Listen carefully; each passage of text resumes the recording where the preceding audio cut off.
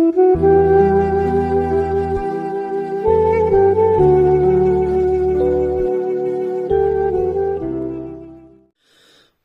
الله الرحمن الرحیم. از ناامیدی ها بس امید است، پایان شبی سیاه سفید است. عزیزان من، الحمدلله، صلات و سلام علی رسول الله. اینک لحظه های خدا خود انشاءالله خدا هم فرصت داد به شما عزیزان هم صحبت شدن.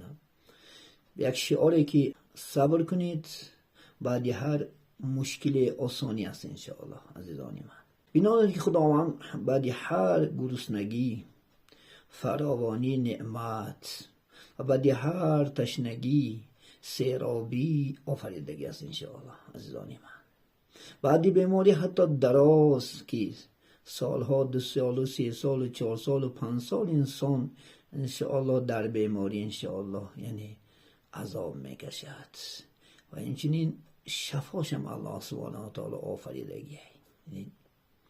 بعد شبی سیاه میگد صبح انشاءالله با صفا شما را میگه منتظر است. شب میشود با روز، صبح با صفا منتظر هر یکی ما شما است.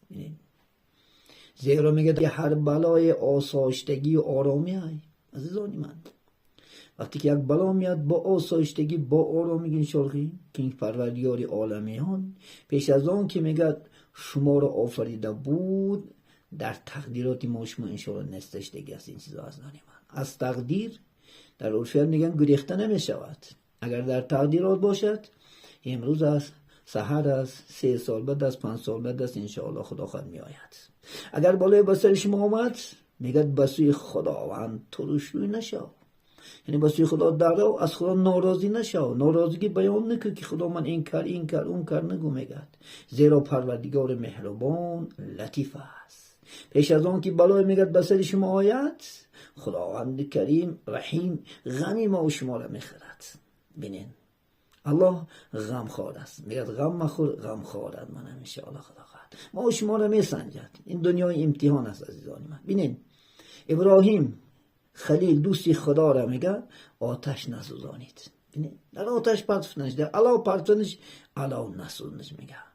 خداوند آتش بلایی به چیکار کرد؟ گلستان کرد. اگر به قصه حضرت ابو ابراهیم یک نظر اندازه انشاءالله در علاو بسیار بلند پرتافتن شد. علاوه خداوند گلزار کرد. تو میگه کون یا نارو سلام علیه، بگفت ای عالم خاموشه و سلام کن با بابای ابراهیم. بینین انشاءالله خداوند موسی کلیم الله بینین بر میگه پرتافتش در بر. بینین وقتی که میگه از بر پرتافت میگه بر غرق نکردین حضرتی چی. بینید موسی علیه السلام. حتی پیغمبری ما شما خدا محمد علیه السلام در غار برد میگه. کافران میگن منتظر شدن، اگر هم که خمش نمیدیدن پیغمبر علیه السلام میدیدن. بینید که با ابوبکر صدیق یاری با وفای پیغمبر علیه السلام چیکار کردن؟ الحمدلله از همون در غارک الله سن نجاتش داد. یک کبوتره که گفت تخم کرد، یک تارتنکه که گفت تاره تنید، پیغمبری بشیر و نذیره الحمدلله حمایت کرد. اگر ما با انشاءالله الله باشین خدا خواهد شد. خداوند بخشنده مهربان است. از ایمان من بندگان انشاءالله خداوند بسیار دوست می‌دارد انشاءالله اگر آنها به سوی خدا بیایند.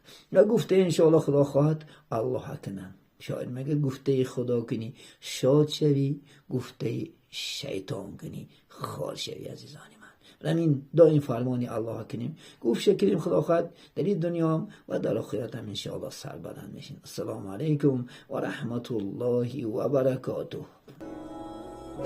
با شما باد صدای خدا. آماده شدن را فراموش نکنید.